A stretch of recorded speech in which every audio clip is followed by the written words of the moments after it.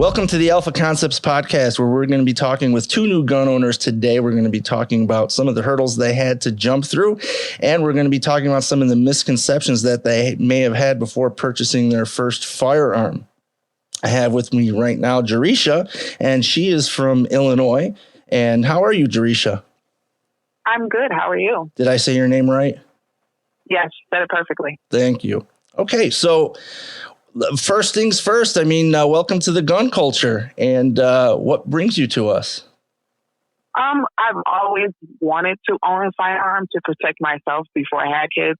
I got my firearms card 5 years ago, and I kind of procrastinated on purchasing a firearm because I was scared, just because it's a firearm. And I've heard countless stories of kids getting injured from parents being irresponsible with the safety of their guns.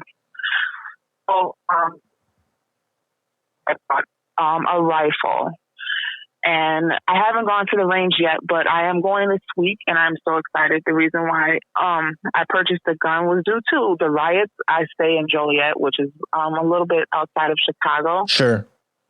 And there was riots happening in my town, a little closer to my house, so I was kind of worried, and I wanted to make sure that my house, along with my kids, were safe. Sure. That makes perfect sense. Everyone wants to protect what they love. And, a lot of times humans are reactionary, and we need that little push in the right direction to get us going.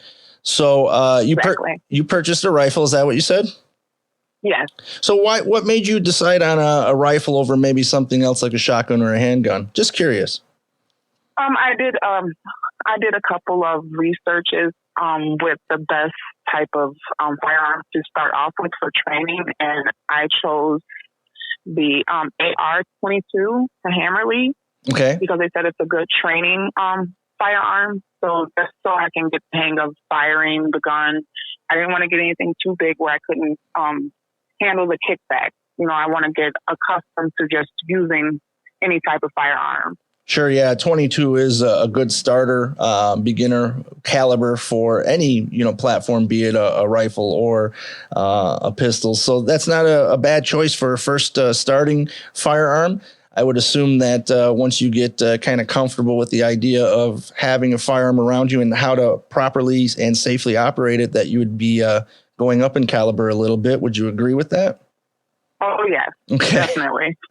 So you said you got your firearm owner identification card. That's what we call a FOID card in Illinois. You said you got that about 5 years ago, and I assume that maybe there was something that kind of triggered that idea back then as well.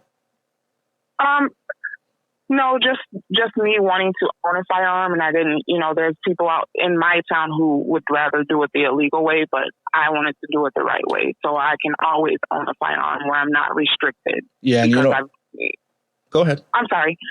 Because I was irresponsible and didn't do it the right way.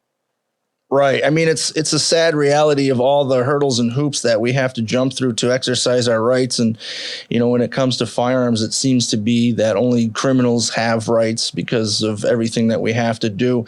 So tell me, 5 years ago, right now, getting the FOID card in Illinois is taking many, many months, sometimes 3-4 months. The Illinois State Police claim that they're getting on average 51 days, but I do know personally people that are waiting 4 months just to be able to touch a firearm at a gun store. We're not even talking about purchase. We're just talking about touch the firearm to look at it to see if they want to purchase it. So 5 years ago, how long did it take from the time you applied to the time you actually received that firearm owner identification card? It took them 90 days. 90 days. So the state law says that they will issue this permission slip to you in 30 days, and the state basically violated your rights for an extra 60 days. What if you needed that firearm like immediately for self-defense? If that happened to be, thank God it wasn't, but if that happened to be the situation, what would you have done about that? I think I probably would have broken the law if I needed to protect myself. And that's a horrible, to be honest. You know what? I can't say I would blame you. It's a horrible decision to have to make, that you have to break a law to defend your life or defend your child. That really is just a bad place to be in, where you have to kind of make that decision. And it's unfortunate. Like I said before, only criminals seem to have rights when it comes to guns. Right. So you mentioned something which I liked very much. You said you wanted to get training. Yes. So what type of training are you thinking of getting? I mean, there's a lot of different training out there. I've looked into defensive training. There's a store in Tinley Park. I don't know if you're familiar with Steady Bear Sports. They offer numerous classes for self-defense training, firearm safety training, and of course the concealed carry training. Sure. Yeah, I've heard of them. I've never actually been to their facility, but I've definitely heard of them. And it's good that you're picking a reputable training outfit, because there's like anything, it doesn't matter, firemen instructors, plumbers, whatever the case may be, there's good and bad. So you always want to make sure that you're getting the proper instruction on what you're doing. So that's awesome, because you know what? Not every single new gun owner will go out there and get that training.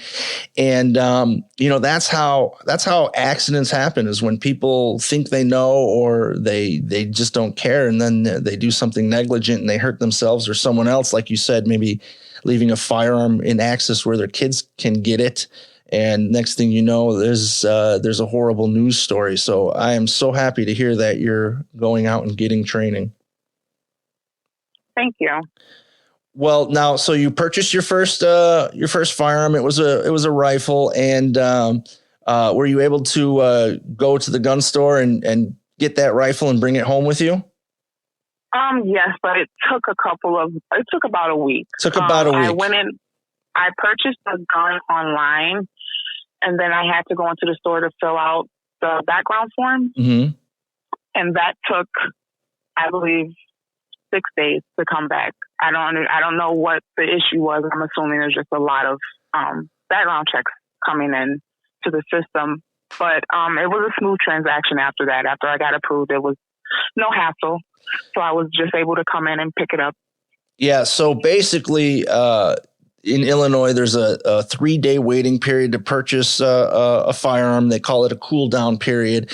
Essentially, the theory behind it is that you're mad, you're upset, you want to hurt somebody, and you get 3 days to cool off. But the reality is, like you said, it took about 6 days, and that is because so many people at that point in time were buying firearms for self-defense and thought they could take them home with them, but that definitely wasn't the case. And then also something else that you mentioned is you purchased the firearm online, but why didn't you just have it sent to your front door?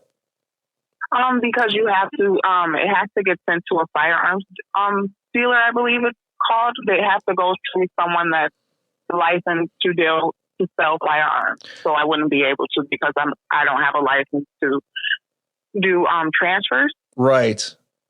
And I knew that, of course, but the reason I was asking is because there is a misconception with a lot of people that you can simply just go buy a firearm on the internet and have it shipped to your door. And unless you have the proper federal licensing, that is completely untrue.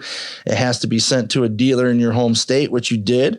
And they do the background check, because every purchase of a firearm from a dealer requires a background check. And then you had to do the waiting period, and then you took the gun home. And same question I asked you, before about getting the FOID, and the FOID taking many months to get. If those riots were right down the street from your house and you needed it now and you needed it today, you're stuck in a bad situation of being unarmed, unable to defend yourself, having to wait, 6 days to get a hold of that firearm and being able to have the best means necessary of defending your home and your family. Right. But now you're prepared. Yeah. Okay. So you're going to get some training, and I would also recommend because you have a rifle, right? Make sure that you get some rifle specific training. And when you want to start getting into handgun shooting and concealed carry, obviously the concealed carry class is going to focus heavily on the handgun and safety and operation of that. And I would even almost suggest don't buy your first handgun until after you take the concealed carry class, because most good instructors will cover on how to properly select the right firearm for you I've seen a lot of people buy something too big or too small or too heavy or too light, and then they don't want to carry it or they don't want to shoot it. They don't want to practice with it. So I would almost say, as you're continuing down your path, your self-defense journey, that take after you get a defensive class with the rifle, or maybe even before you take that rifle defensive class, I would say take the concealed carry class, because whether you choose to use the rifle or not, in the Illinois concealed carry class, they're going to cover a lot of the laws, the self-defense laws. And those laws don't change whether you have the concealed carry license in your pocket or not. It's the same either way. So it would give you a good understanding of when use of force is justified and when it's not. And that keeps you in the good graces of the law, being able to defend yourself, but being able to go home to your bed at night after you do. Hopefully you never have to do that. But should you ever do that, it's important that you know what the law says you can and can't do. Right. So I think, as you know, I'm a firearm instructor. I'm also a pretty strong gun rights advocate. In addition to the training, I want to ask you a favor, and this goes out to not just you, but to every single gun owner, new or experienced. Get involved defending your right to self-defense. Because, you recognize and you acknowledge that you need this item, this firearm, to defend yourself, right? And right. That freedom, that right, is under attack all the time. You got your FOID card 5 years ago, but this year they almost passed a law that would actually make the FOID card expire after 5 years. Part of the law would have made fingerprints a requirement to get the FOID card. They were going to increase the cost of the FOID card by 500%. And all of these things, which almost passed, all of these things are just put in the way of the average law-abiding citizen like us, to make it difficult for us to exercise our rights. And it's important that you, I, and every single gun owner stays on top of these things and stays in constant, polite contact with our elected officials. The reality in Illinois is there's over 2.5 million registered gun owners. If we subtract for the people that may be children, or maybe just have a firearm a FOID card for their work purposes, we could safely and easily say there's 2 million registered gun owners in the state of Illinois. And the reality is less than 1% are actively defending their right. So when it comes down to it, we have the firearm for self-defense. There are forces in the state and federal legislature that are trying to take away or significantly reduce or limit that right. But then, while we acknowledge and accept that is our fundamental duty to defend ourselves, we sometimes will rely on someone else to want to defend that right. And I think that we all need to take an active role in defending our right. And I know that I found you through the Gun Rights for Illinois group. So I think that you correct me if I'm wrong, but I think that you may be one of those active participants. Yeah. Wonderful. I'm glad to hear that. While you have me on the phone, do you have any questions for me, being a new gun owner, that you want answered that maybe someone else might be interested in? Or let me ask another way. What were your first questions going into this that maybe someone answered for you? It was just more of the waiting period of getting the gun in the background. I wasn't too sure. I kind of thought that once the 3 days were over, if you didn't get a response and it was still pending, that it would be automatically approved. So that's one thing I don't want people to think, that just because the 3 days are over does not mean that you're approved. Yeah, that's a pretty common misconception, which actually is somewhat true in other states, but per Illinois law, it's definitely not true. The dealers will not release the firearm until they get approval from the state police. And that's another thing, is in most states, they run an FBI background check called a National Instant Check System, NICS check. And In Illinois, of course, they have to complicate things. So instead of just doing the instant check through the FBI where they run a quick background check, the Illinois State Police say, no, that's not good enough. We're going to have the state police run the background check. And of course, there's only a few people working in that office trying to process thousands of FOIA applications and thousands of concealed carry licenses and hundreds of thousands of firearm background checks. So, there's a bottleneck, and it's not their fault. They can only do so much in a 24-hour period of time. But, a right delayed is a right denied, and it's unfortunate. Right. Jerisha, if you don't have anything else to add, I want to thank you for being on the Alpha Concepts podcast. I want to thank you very much for joining the gun culture and taking that first step and doing it responsibly and deciding to get training. I think that's the best message that we can send to any of the new millions of gun owners across the nation. Oh, well, thank you for having me. I truly appreciate it. And I just want to tell everyone, just don't give up. Just keep fighting for it, and we're going to get it. We're going to get our rights. Wonderful. Thank you very much for calling in, and I look forward to talking to you in the future. Oh, no problem. Thank you.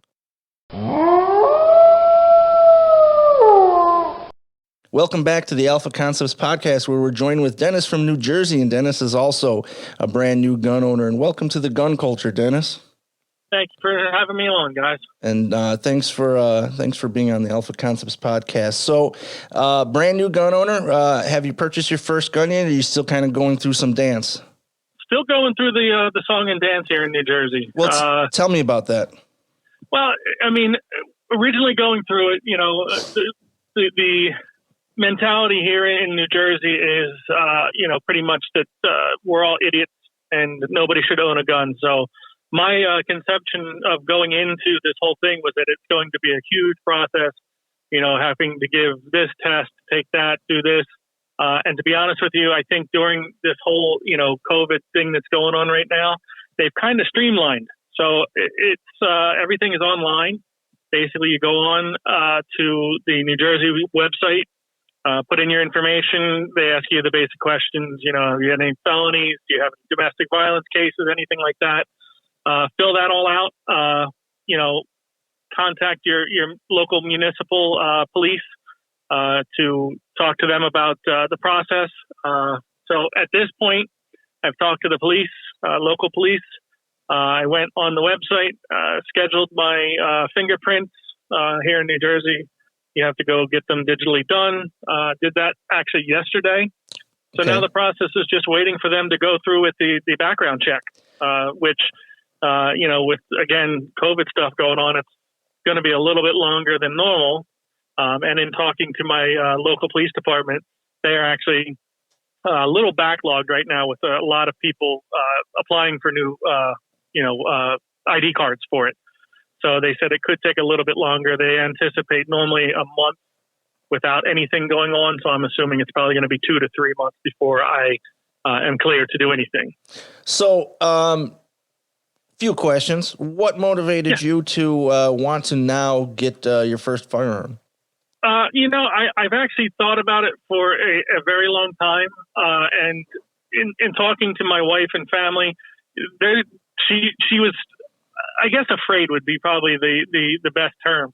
But with everything that's going on in this country right now, specifically, the protests and the different violence and things that's going on, I talked to her and I kind of sat down, and she finally, kind of came on board, and she's like, it's about time that we start thinking about protecting ourselves if anything happens. So before you were on, I had a call with Jerisha, which she's from Illinois, and our process is pretty convoluted like yours, but it seems like you have a few extra steps we don't have. And she also mentioned something about fear, and that's a real thing. Obviously, there's a fear of firearms, and I think there's a number of reasons for that we can discuss. But more specifically, did she tell you what specifically she was afraid of? I think it was more so the children. I have 2 young girls at home, and I think she's afraid that they would get their hands on it. It's more of, I think you get the media that has all these different stories and horror stories of kids finding guns in a home, having them loaded and, firing and doing different things, some being shot. So again, I think media plays a lot into that, and unfortunately we are all kind of conditioned to, buy into that to a point. But, I kind of talked to her about it and said, listen, like there are certain things that you can do to make sure your firearms are secured. Obviously keeping ammunition away from them, lock boxes, different things like that. And once I explained that to her and, saying that, the biggest thing for me, I want the girls to know. I want them to learn. I want them to know that, yes, this can be a dangerous thing, but treated properly, you're not going to have any issues. I mean, we do that with kitchen knives. We do that with electrical outlets. Exactly. We teach our children, you can hurt yourself, don't touch. I think it just comes down to training our children. I mean, of course, as gun owners, we need to get a level of training. I say all the time that I think every single gun owner should get training, but it should always be voluntary and never mandated. And but we also need to at least give our children a baseline level of firearm safety. And I know you and I discussed that after you take your training class that you were considering possibly bringing your children. And yes, absolutely. Whether you choose to do that, I think you should. But if for whatever reason, maybe financial or maybe timing, you put that on the back burner, or for other people that might be listening, there are programs out there. There's the NRA Eddie Eagle. I believe the National Shooting Sports Foundation has a children's education program. So, you can get kind of educational videos that are tailored to children's ages, or even if you watch them yourself so that you can kind of be armed to have a conversation with them. There's a lot of great resources out there on how to have conversations with kids about guns.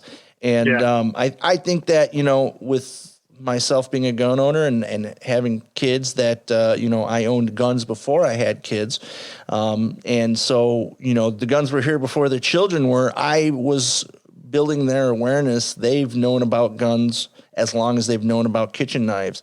And something I have told my kids to take the taboo out of it is basically, you can touch this firearm, you can hold this firearm, and you can play with this firearm anytime you want, but you must ask me first. You must never touch this firearm unless you've asked me first, and I will never, ever say no. I will drop what I'm doing. And, I wanted to take the curiosity away from them. And of course, I don't leave it laying around where they can access it. That would, in my opinion, when you have young kids, you can train them all you want, take the taboo out all you want, but that would just be kind of silly to leave it on the dining room table, for example. Absolutely. But ultimately, at the end of the day, I wanted to teach them that it's not a bad thing. It's not a mysterious thing. It is what it is. And that's just something I wanted to throw out there that, I think that we have to start training our children at the earliest age possible. And so now you're jumping on board. Your kids are already older. I wouldn't necessarily say you're behind the curve. You just have to change your approach. And I think you're going to do a great job with that. Yeah, absolutely. I've been talking to the wife about how we would approach it with the children.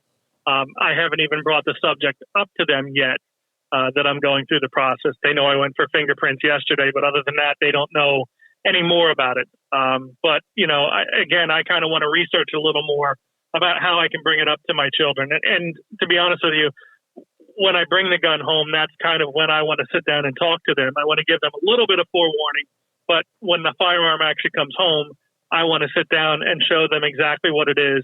Let them, again, touch, feel, play, do whatever they want to do while I'm there, so that they can become familiar with it. And then at that point, like you said, you set the ground rules. You're not to touch this without my permission. You're not to go anywhere near it without my permission or my supervision. Right. And I think my girls, when it comes to something like that, I think they're going to fall in line with that. I think they absolutely will want to know more about it. They're very curious when it comes to things like that, which I'm glad. I want them to learn. I want them to know, how to properly use it, how to properly fire it, clean it, do everything. Okay, well, that's an excellent point. Who's going to teach them? Again, I mean, I would like to do that, but as being a new gun owner, I don't want to say I'm a noob, but yeah, I'm a noob when it comes to it. Right. So, growing up, I fired rifles, I fired shotguns, but I've never fired a handgun. So that actually was the point I was trying to make, is it becomes a situation of the blind lead the blind. And you and I talked, you plan and you intend in the near future to take a training class, correct? Absolutely. And it's not just one. I would like to take several. Yeah. I would like to get as much knowledge on it as I possibly can. So, my ultimate goal here in New Jersey is also to be a CCL. Well, I wish you the best of luck with that endeavor. That's I definitely keep me posted on that, because I know that's going to be a process. Yeah, it is going to be a process. But, I own a small business outside of my normal day job, where I have anywhere from, $5,000 to $10,000 worth of equipment at any given time. Which some of the places that I, will do that. I shoot aerial video. Mm-hmm. So carrying the drones, different things like that, it makes me a target. And there are some times when I'm on set just by myself with no one else. I'm filming background, I'm doing other things in areas that are not the greatest. Mm-hmm. So, for me, equipment can be replaced. But if someone sees that and, obviously starts to make an advance towards me, I want to be prepared. Not so much for my equipment, but for me, for my personal safety. Sure. I mean, that makes sense. I had a similar story that brought me into the realm of concealed carry.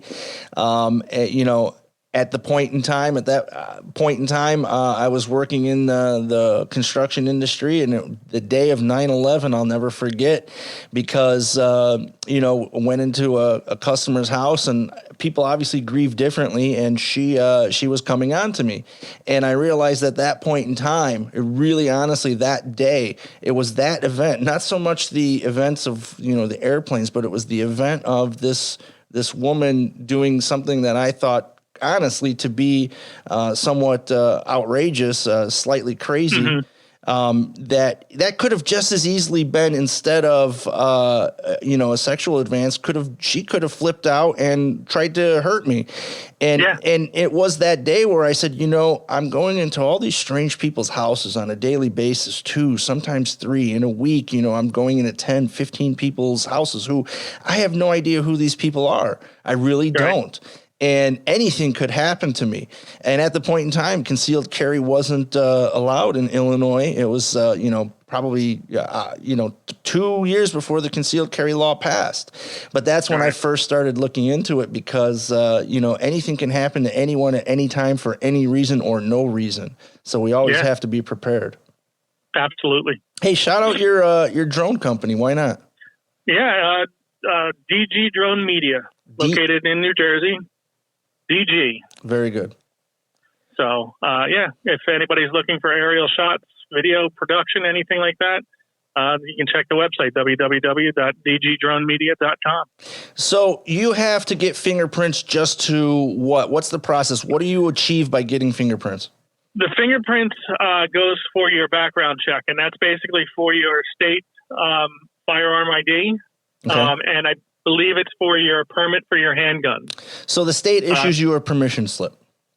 Basically, yes. Okay. Yeah. And let me ask you a question. If you don't mind, I mean, you don't have to answer, but how much did the fingerprints cost? Fingerprinting for me was, I believe it was just over $56. Okay. And that's also the background check. That's, everything in total. In addition to that, now that's at a third-party vendor here in New Jersey. We used to go to state police barracks to have it done, but they've since sourced that out and goes to a third party, and then basically they report back to state police. In addition to that, I also have to pay $5 for my state ID card, firearms ID card, and $2 for every permit. For each license, you have to seek. For each firearm, you have to seek an additional license for that firearm specifically. Not a license, but a permit. Right. Yes. The license is general. That's your firearms ID card. That allows you to walk into the actual licensed shops here in New Jersey and purchase firearms. Okay. With that permit, you're allowed to purchase a firearm every 31 days, and the permit is good for 90 days. And after 90 or before that 90 days are up, you can renew it once.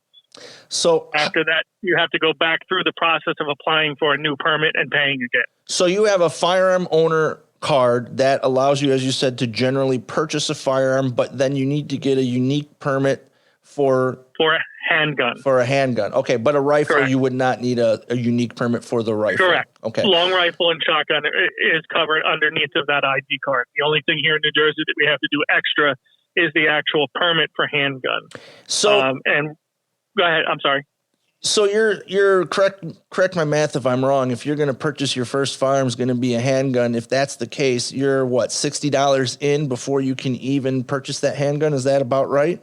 $63, almost exact. Yep. Okay, so $63. Dennis, do you vote? I do vote. Okay. How much did your voter registration cost you? I don't believe anything. Right. Yeah. Are they both rights? Yeah, absolutely. So we have to pay to exercise the right to keep and bear arms, but for any other right, can you think of any other right? I mean, wouldn't it be ridiculous if I said, hey, contact your elected official and voice your opinion, and you said, well, I mean, I don't have the $63 necessary licensing fee to be able to send him a letter. Wouldn't that be a ridiculous proposition? Absolutely. I absolutely think it's a ridiculous proposition. You know, unfortunately, there are so many blue states, which I think this falls under. You know, it seems like, and it's funny you say that, because even in Pennsylvania, to go through the process of getting a gun, because I'm literally 10 minutes from the Pennsylvania border, I have friends over there who's going for, again, his first firearm, and basically, all they have to do is walk into one of the licensed dealers over there, fill out a piece of paper, they run the background check, and literally within 5 to 10 minutes, they come back and they're able to walk out with a handgun. Right, and they do run a background check, and they're calling the FBI, and the FBI is checking their databases, and that's called the National Instant Check System. And you're going to have to do the same thing because it's federal law. You're going to have to do the same thing in New Jersey. So this firearm owner card that you're receiving and this permit to purchase a handgun that you're receiving, you're going to have to then also do the FBI check when you purchase that handgun. Gotcha. So is there a waiting period in New Jersey once you've figured out, once you've got all the paperwork done and now you can go to the gun store and you can say, this is the gun I want? Are you going to have to wait from the time you give them the money until the time you can take it home? Absolutely. So, and they say that generally is about a 30-day waiting period. Okay. But again, being with the COVID situations that we have right now, they're saying it could be up to 3 months. So basically what you're telling me is from the point in time that you decide that you want to purchase a firearm to defend yourself, to defend your family, from that point in time, it's going to be half a year before you can even take home that firearm? I would say easily. Absolutely. And what if you need it now? That's a good question. You know, there's no legal way to do that here in New Jersey. There's no legal way. But could a criminal get a firearm today without any waiting period if he wanted to, do you think? I think a criminal is going to get a firearm if they want a firearm. And, you know, there's nothing, they're not concerned with following rules or laws or anything. Right. You know, to me, the steps that we have to go through, I agree with background checks. I agree with all of that. But again, how can it be so easily and streamlined in other states when, you know, your state has so many hoops that you have to jump through? So I don't understand that. Right. And, well, you know why? I'll tell you exactly why. It's because people got lazy and allowed it to happen, and that's just the honest truth. I mean, you weren't a gun owner, you're not to blame, but moving forward, you've got to defend your right just like you have the desire to defend yourself. There are forces working to take away and limit and reduce your right. And so absolutely. Now that you've taken that red pill and joined the gun culture, you've got to also acknowledge that it's your duty to not only defend yourself and defend your family, but to defend your right to be able to do so. And that's why it got so bad, is because people weren't taking that civic duty serious and allowed people that don't want people to have guns, that are in power, allowed them to basically make it such a lengthy process that people just decide it's not worth the hassle. Absolutely. Yep. I absolutely agree with that. in addition, you look at these people in power, they don't want, people to have their gun rights. They don't want them to be able to, I don't want to say uprise, but I certainly think it keeps certain people in check. Mm-hmm. That was the reason that this was written into the Constitution, to basically, give us the right to fight against tyranny, to defend ourselves from a country that is possibly going to try and take our rights. Sure. I agree with you. I think if anyone reads the Federalist Papers that were authored by the authors of the Bill of Rights and the Constitution, the founders of this nation, when they read those documents, they understand the purpose of the Second Amendment. A lot of people think about the Second Amendment as a right to self-defense, and it is, but it's more than that. It's a right to be free from tyranny and oppression, and tyranny Absolutely. I mean, when you have politicians that are telling you what to do, where to go, when to go, when you have politicians saying you can't do certain things that are not a harm or a danger to anyone, but still you can't do it. When you have politicians that are just overstepping what their boundaries are and hurting the people that they're supposed to protect, that I think, in my understanding of the Second Amendment, is the purpose.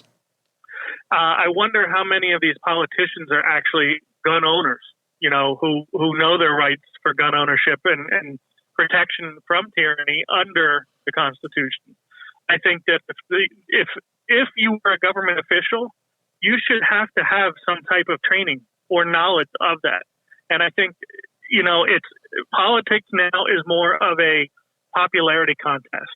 Sure. I don't feel that any of them, left, right, center, I don't think any of them serve us as people, as the actual United States. They're all self-serving. They have their own interests. They are out there to gain whatever they can from their situation.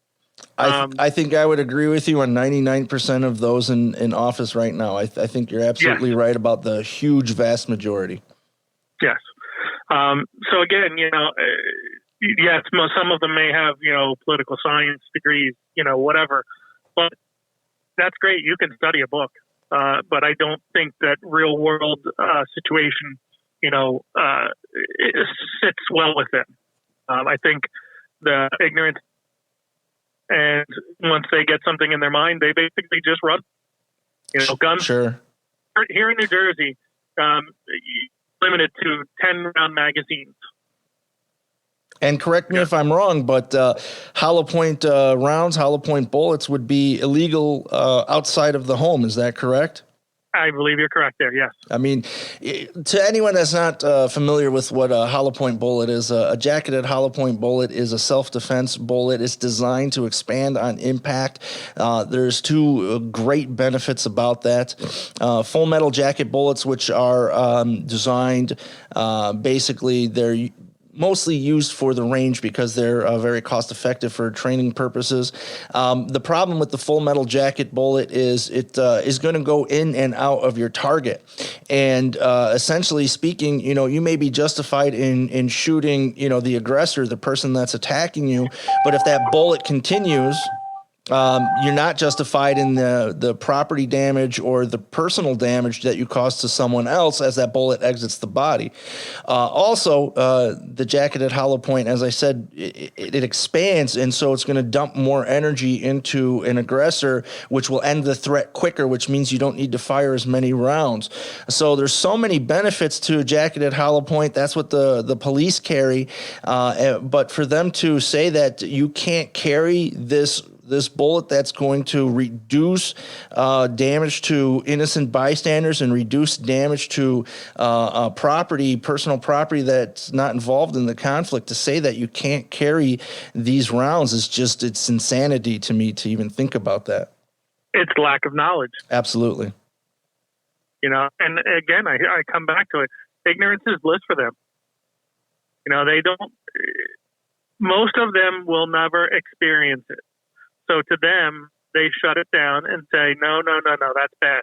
That's bad. We can't have it. You guys can't have it. It's not, it's illegal. Well, we're going to make it illegal. Of course, they're never going to experience it because they have armed protection, most of it paid for by our tax dollars. So they have armed guards protecting them.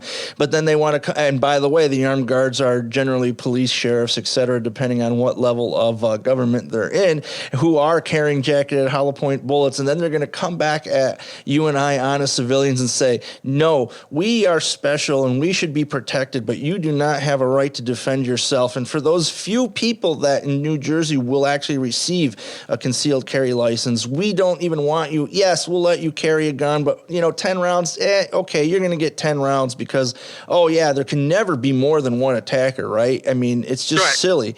And then to say, and even though you have 10 rounds, guess what? We're going to give you the most ineffective bullet possible for defending yourself. I mean, it's complete total hypocrisy is what it is. Yeah. Yep.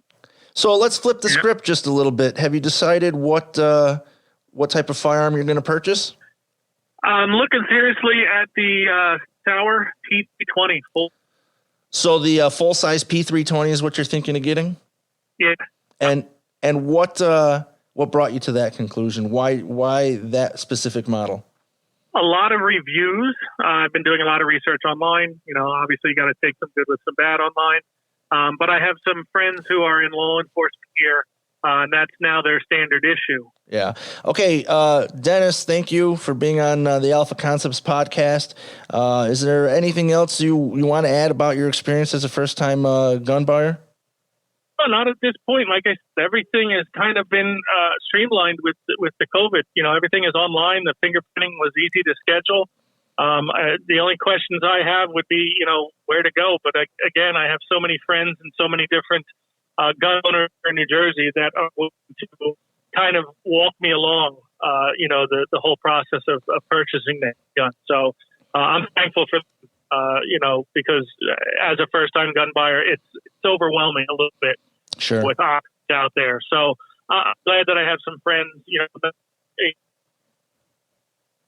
that, but also people in law enforcement to kind of help me and direct me to where I need to go. You're going to do great. I can tell already. Get that training, get your kids trained up. Thank you for joining us on the Alpha Koncepts podcast and telling us about the start of your self-defense journey. I want to tell everybody else out there to stay tuned to future episodes. We're going to be talking with some wheelchair-bound gun owners who have some unique challenges and how they overcame those challenges. We're going to do some episodes with the fastest growing segment of the gun culture, and that is the ladies. We're going to have a ladies-only episode. Talk about some of the things that they're facing in the gun culture. And we're going to have a lot of great guests lined up in the Alpha Koncepts podcast. I've got some guests who are working hard trying to reform the National Rifle Association. So I want each and every one of you listening to subscribe to this podcast because there's going to be a lot of great episodes coming up. Thank you guys for having me on. Hey, thanks, Dennis, for being on. Thank you very much. As always, everybody, be armed, be trained, and be alpha.